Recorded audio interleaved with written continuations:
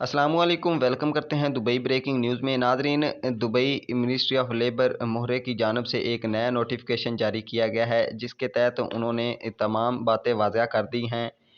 कि आप लोग यूएई में रहते हुए, दुबई में रहते हुए, किसी भी कंपनी में काम करते हुए, कोई भी कंपनी आप लोगों से कितने घंटे काम करवा सकती है और किस तरह से काम करवा सकती है,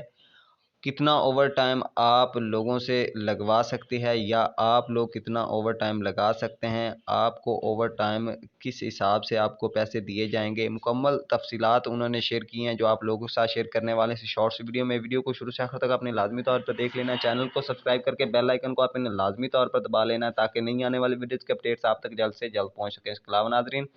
सपोर्ट के तौर पर आपने वीडियो को लाइक ज़रूर कर देना है और अपने दोस्तों के साथ भी लाजमी तौर पर आपने फेसबुक और व्हाट्सएप पर शेयर कर देना है। आप लोगों को बताते चले, मोहरे की जानब से जो नया नोटिफिकेशन जारी किया गया है उसके तहत